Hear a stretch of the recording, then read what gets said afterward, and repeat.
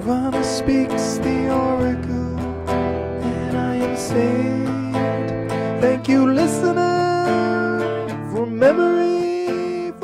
You keep pulling, pulling differentiated skeins of this stuff out and kind of looking at them in the light and turning them around in the light and encoding them and decoding them and sharing them or whatever, and then you kind of put them back into the thing, and it's not like there is a high school English class outline of what you're going to say and you're following it, and I only got through phase 2, part 2, heading, subheading, hierarchy of it.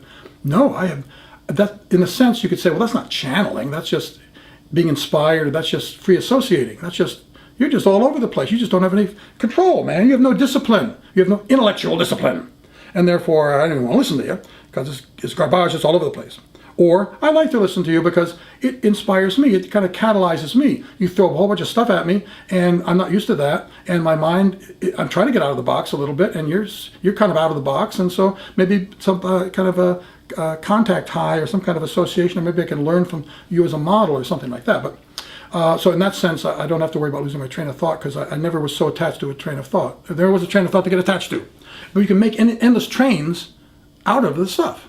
And so just making trains out of it is, you can almost say, is these kind of easily letting go of transient formulae of how you differentiate out of undifferentiatedness, of how you put contents, how you allow contents into consciousness, intentional objects for consciousness, for phenomenological objects that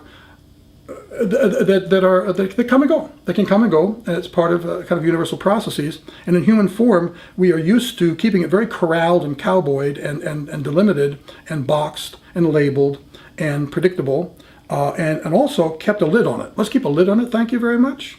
You're making me uncomfortable. Keep a lid on it. Put the control rods back in the Frankenstein head because you got too much chain reaction going. You have too much radioactivity going. Put the control rods back in, the hunks of lead that'll soak it up because your house on fire. You are unipolar mania, and it smells like pathology. And what's it for? What have you harnessed it up to in functional psychology? What's the functionalism of it? What's it adaptively for? In evolutionary psychology, what the heck are you doing, Klimo? What are you in the service of here that we might learn from it, that we might be evolutionarily better adapt and grow and help our species and even help yourself as an individual? I believe fervently that all that is the case. But I can't do it all right now. But I would not be so presumptuous as to take time here, take your time, unless I deeply believed in what I'm doing, what I'm talking about, and what I'm particularly representing, as idiosyncratic as I might be. Now, when I talked about being sleepy before, and I've seen this pattern for years and years and years of public speaking. What it says to me now, as I've in more recent years gotten into reading pretty much everything I can get my hands on about quantum physics, quantum coherence, quantum coherence and consciousness in biological systems, and so on, is that quantum coherence often we used to think it took almost absolute zero temperature, no molecular activity to make it happen, and that superconductivity, superfluids, is again in the neighborhood of this complex phenomenon, and that you can't have them either, or have engineering capacity with them in physical reality, unless you can keep the temperature way down, or certain other thing, keep it very, very little tiny cavities of it occurring, but not macro, very broad spread. I don't think that's true. I think we're going to be opening up to a point where some of us, and I think I will be one of them, this is not bragging at all. It's like I'm maybe throwing the thread out to the mental health profession to come take me away by talking this way, and let them try. But what I'm talking about is that that quiescence, that quietude, precedes the storm. Meaning, the more I feel that kind of sleepiness, it is the quiescence, the surcease, the relaxation, the surrender, the ultimate parasympathetic nervous system, not the sympathetic nervous system.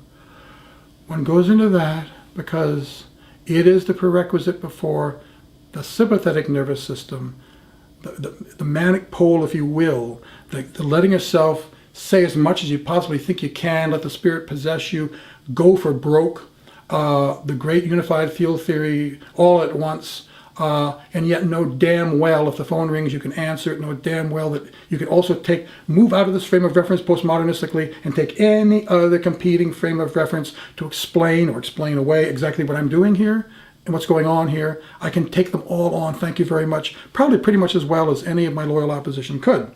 So it's not like I'm stuck on myself or stuck on that this is the only way to look at what I'm doing or what I'm talking about. There are many other competing hypotheses for how to look at anything.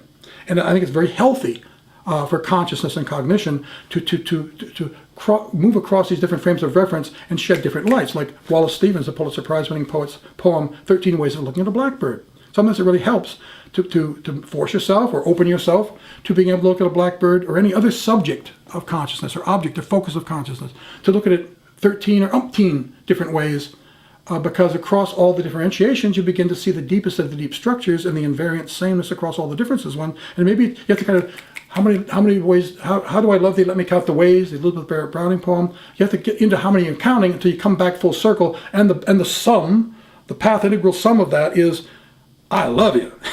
And if you want me to break it out into all the other ways and the instantiations and the possibilities of it, and I think that's what a universe is in its outbreathing phase. It's the Godhead, it's the universal field, it is the void fecundity, it's the paradoxical, everything and nothing, it's everything, and it's going to go on an adventure, and it's going to have to break itself apart. It's going to have to get on the cross. It's going to have to Herculeanly fall into pieces. It's going to be Humpty Dumpty apart for a while. It's going to have to dissociate.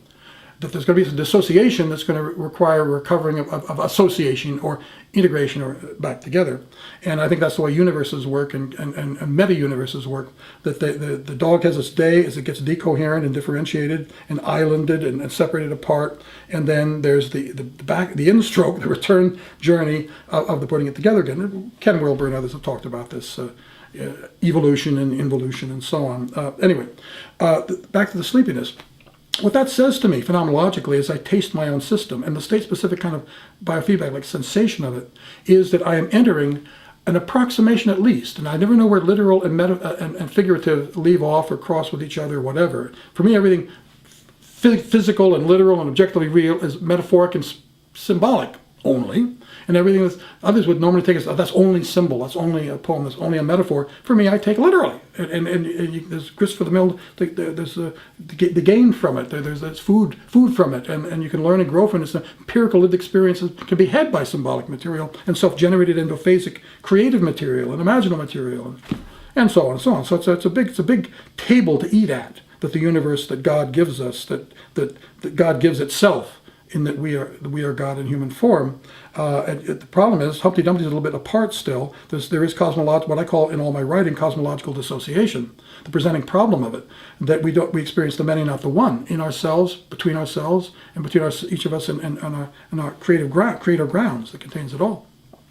I'm not saying that the universal itself is experiencing itself in a dissociated state, but I am saying that it has allowed dissociation, going out of phase with itself, panentheistically, such that it is both inherent in its creation, but creator is also more than just its creation. That's panentheism, and I believe that as well. And so you can allow, let's say, part of yourself to go out of phase so that you have a quantum decoherent, dissociated, multidimensional realm within the universal, where parts of you can get lost in yourself. And creator poles can forget that they have the capacity to be creator with regard to the creational grounds they're surrounded by. And so there's this schizoid kind of state. And we humans have been in it for a long time. Some of our more advanced, discarnate spirits who are no longer incarnating, who are operating on other levels of density or higher frequency and so on, higher dimensionality, they're not so constrained.